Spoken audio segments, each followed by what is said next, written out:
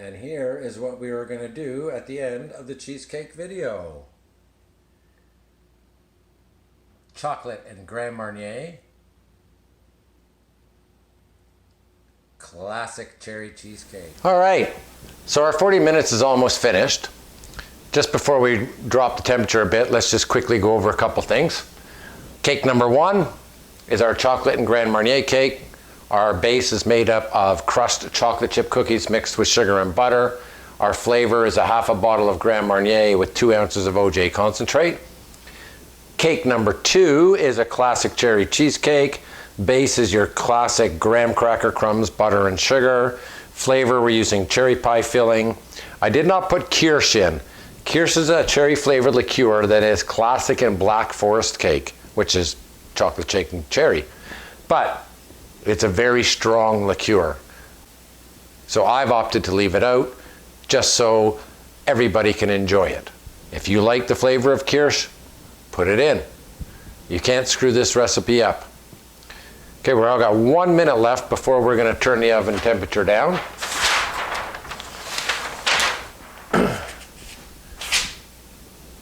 First 40 minutes at 300, almost finished, 1 minute left.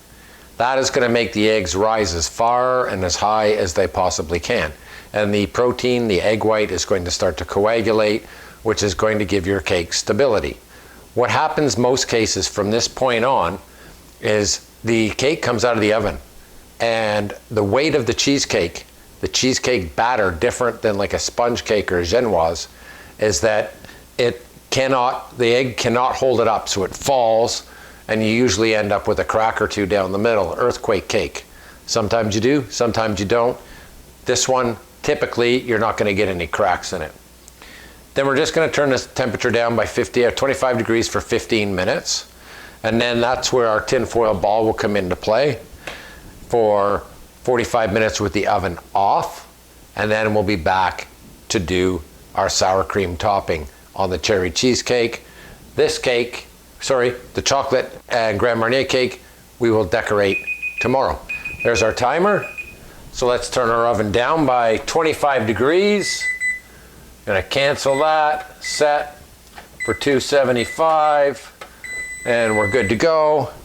And 15 minutes later, I'll be back and we're gonna put the tinfoil ball in. Okay, our 15 minutes at 275 is just about up. What this has done is coagulated the egg whites with the weight of the cream cheese. And now we're going to use our tinfoil ball and we are going to shut the oven off. We want to maintain about 95% of the heat and let it cool down very slowly. And then, okay, our 15 minutes is almost up. Just about time for the tinfoil ball. Here we go. So I'm going to shut the oven off. I'm going to open the door and put this in just to hold the oven open a crack. Okay, oven is open that much. So here we are at our 45-minute stage with the oven off and vented with the tinfoil ball. The main reason that we want to do this is most recipes want the cake to come out of the oven now. And as it sits on the counter, the heavy weight of the cream cheese batter is too heavy for the egg to hold it up. It falls and typically cracks. Sometimes you get cracks, sometimes you don't. The cherry cheesecake one may crack, and I'm going to show you how to fix that with a sour cream covering. That's what it was created for. So we'll be back in 45 minutes after this has cooled. We'll take them out of the oven and we'll proceed with the cherry cheesecake and sour cream topping. Okay, the final stage of the baking process is done. We're going to take out our little tinfoil ball and we are going to lift out our cakes.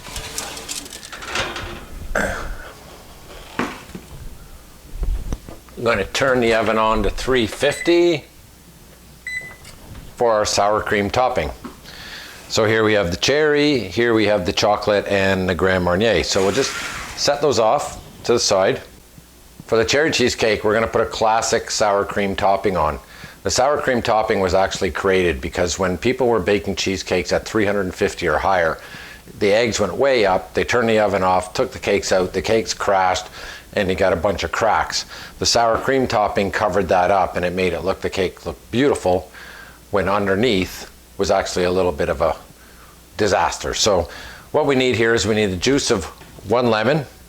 Whenever you want to juice citrus fruits, you want to get them nice and soft. Again, everything here is at room temperature. Gonna soften that up. I'm gonna cut that in half. We're gonna put a strainer here because we don't want the pulp and the seeds. And we're gonna use a fork, and we're just gonna turn that back and forth. Make sure you got a view of that, and get all the juice that we possibly can out of that. Let it soak right through. Do the other half. So this is for the cherry. For the chocolate and Grand Marnier, we'll decorate that tomorrow using fresh whipped cream and some chocolate garnishes and some nice fresh fruits. The other ingredient that goes into this is sugar. I'm going to put that in. And I'm going to just mix that all up.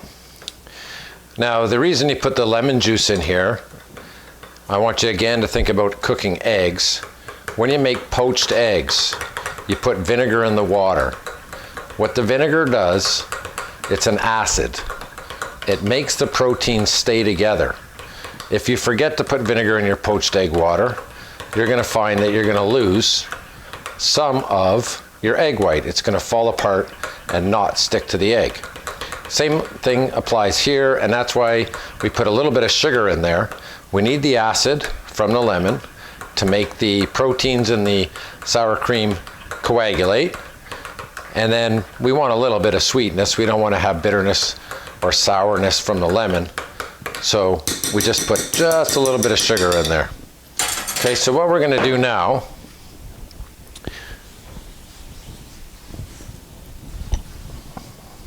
is we are going to take our sour cream mixture, and we're just going to pour it in and let it flow to the sides by itself. Don't push it up the parchment paper. Parts of it will burn in the high 350 degree temperature and fall back down onto your cake, and that is not what you're looking for. Now, I've mentioned that we're going up to 350 degrees for the sour cream mixture. The egg is already coagulated and cooked. The 350 degrees is not going to make a difference at this point. We only want the one cake in there. So we're going to take our chocolate and just cut the parchment. Get a couple of spatulas under there.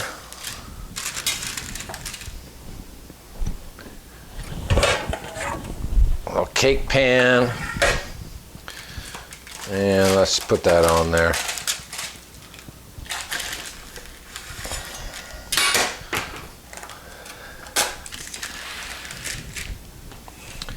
So here is the cherry pie filling that I strained. So I just have the jelly. The cherries went into the cake. So I'm just going to cut off a little bit of my disposable piping bag here. And you've probably seen this before if you spent any time baking in a kitchen. This is just a really cool way to finish off a cherry cheesecake. We're going to start in the middle, and we're just going to spiral ourselves a line, hopefully continuous, all the way around till we end up against the sides of the pan. We're going to take our skewer here, and you want to have a little paper towel because you want to drag your skewer. Just going to take the skewer and go towards the outside like a clock. So do 3 o'clock, 9 o'clock, 12 o'clock, 6 o'clock, in the middle, in the middle, in the middle, in the middle. And then we're going to go and come the other way in between each one of the spots.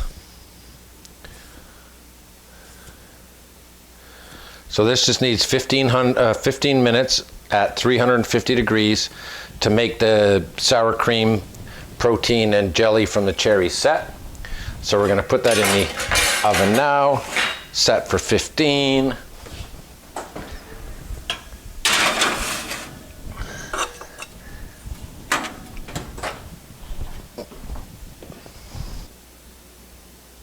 Hello again, everybody. Welcome back. We're going to finish off our cheesecake. I have a confession to make right off the top of this video. I am so proud of the fact that I was able to create a recipe where the cheesecakes did not crack when they settled. So what happened?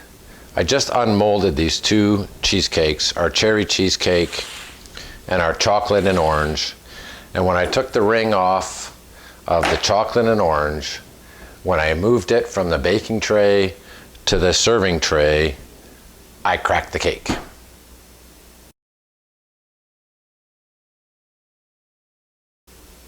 Well, as they say in the industry, if you can't dazzle them with your brilliance, baffle them with your bullshit. So here is some bullshit.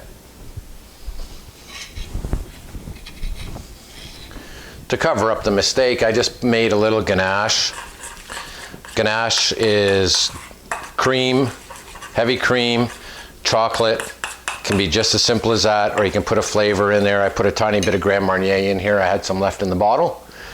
You heat them up, you mix them together. You can make it thick so you can pipe it. You can make it thin so you can make it runny.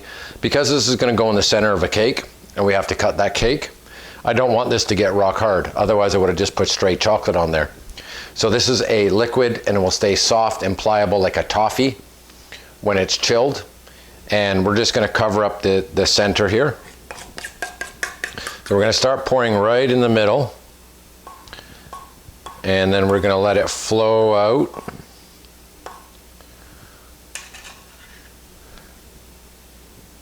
And hopefully we get a circle when we're all said and done.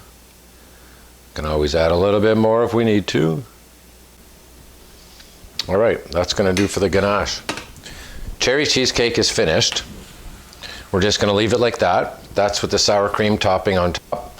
Just took it out of the mold. Dragged the knife around the side to get rid of some crumbs. Beautiful, just to eat and serve like that.